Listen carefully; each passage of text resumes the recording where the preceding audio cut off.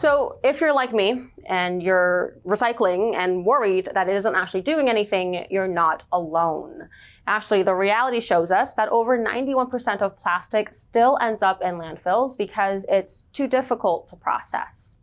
PlasCred Circular Innovations, though, is fixing that recycling gap.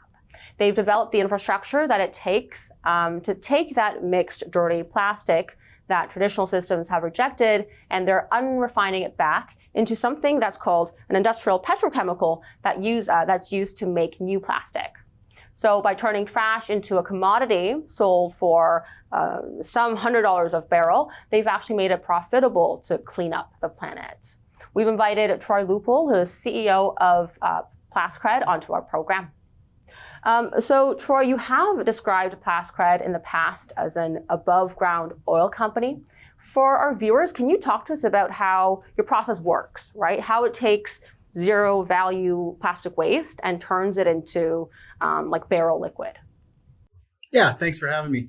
So basically what we do, and here obviously we're in the heavy oil world of condensate and oil and gas, and because our DNA is basically petrochemicals, we've been able to take raw mixed plastic like this, and this is every species of plastic, and that's what makes it difficult to recycle. It's just too many species of different types to recycle or grind down and melt and go back into being a plastic. So when you commingle them like this, they're never going to be recycled. They're either going to be landfill, burnt, or end up in the ocean.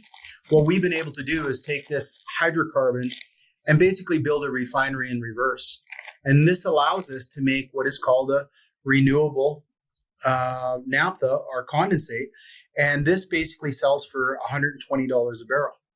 This basically, our customers, Trafigura, they're going to repurpose this back, and this will offset virgin feedstocks into the refineries. So instead of them actually drilling, completing, and chasing this molecule, we can basically above ground take this and convert it back. So they can repurpose this, whether it be into a Tesla dashboard or a cup or any type of plastic that we use on the surface. So we're pretty excited.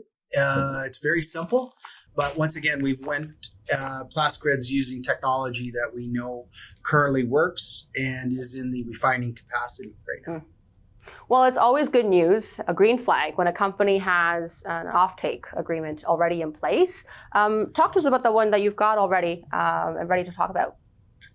Yeah, we've got an amazing customer, Trafigura.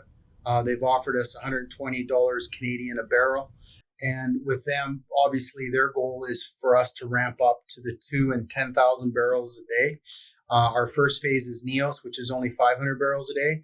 That's just to make sure that, everybody's happy for the de-risking of going commercial on this commercial plant. And I think one of the big things with us with Trafigura is we couldn't ask for a better customer.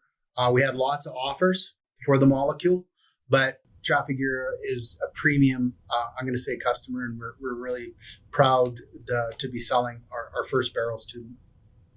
And knowing that you've got this partnership with CN Rail also in place, would you say that this makes you a continent-wide player? Yeah, we will dominate North America.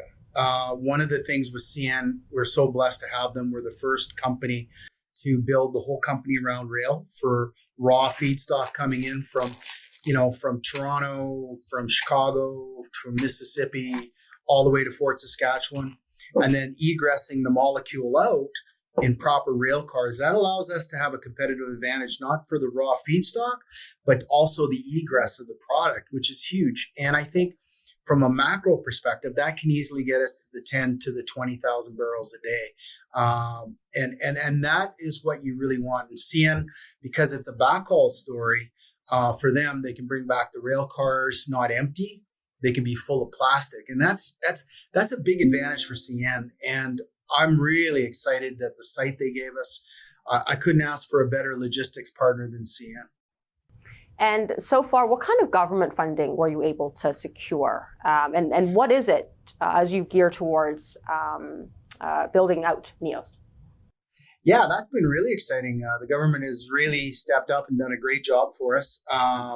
So we've got IRAP and NRC, National Research Council. They gave us $2.35 million. And then we got a beautiful grant from Alberta, which is the ERA, great people, Emissions Reduction Act. That was $5 million. And then we got another $500,000 from Alberta Innovates. So right now you're looking at about $8 million in non-dilutive government grants in funding. Mm-hmm. Well, you've also got this $8.5 million term sheet with the Business Development Bank of, or Business Development Canada, rather. For investors, debt can be a double-edged sword. Despite that, why do you say that the BDC is the right partner here? Well, it's non-dilutive and it's cost plus zero, so it's incredible. It's $8.5 million. So if you look at our deal stack, it's about $16.5 million of non-dilutive financing, which is important because as shareholders that got in the beginning, we want to reward them with as much dilutive equity as possible and financing. So our goal is to, be good stewards of that money and take this to the next level, because we do have a great customer. We got great logistics with CN as a partner. So when you look at the government funding and the money at $16.5 million, that's really sets us up for success. Mm-hmm. Yeah, it is always good to see that companies have a tight cap structure. Well, as you get closer and closer on the total funding for NEOS, what are the next steps here? And when do you expect to start building the plant? Well, we've been very excited about the term sheets we're getting in. PwC has done a great job for us going to the market.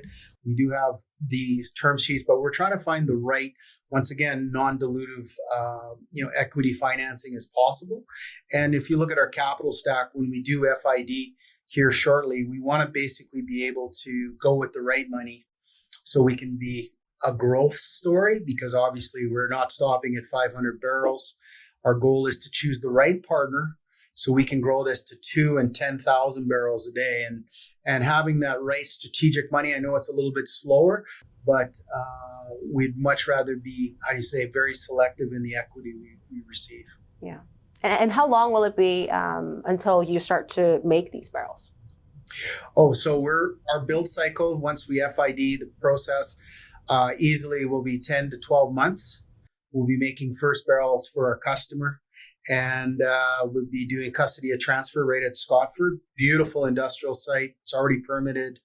It's already up and running. It's incredible what CN has given us for their backhaul story, for the logistics. So not only will we be the first to rail in raw mixed plastic, but we'll also be able to egress our finished product out with rail cars. So it's a real win-win for scalability, de-risking, and it's a proven platform on that site at Scotford. So once again, proceeds are going to be very, very well received. Mm-hmm. Yeah, and worth noting that you've had a pilot going at your Calgary facility already. Yeah, we've been evaluated by some pretty big companies here in Calgary. We have a very good large size scale pilot plant, because what we wanted to do is de-risk it for the monies and the investor, but also really look at the simplicity of the science, being able to just simply take off the shelf components and be able to reconvert, think of it a refinery in reverse, and be able to prove that up. And this commercial scale with NEOS is a real win. Not only does it make money, but it's at $120 a barrel. We're super excited about growing it to 2,000 barrels a day at Scotford. And that's kind of the fit we're looking forward to. Okay. Well, thank you for being here, Troy, for telling us about the story here. We'll keep following you. Yeah, thank you very much for having us, and we're looking forward to the future. Thank you so much. Great.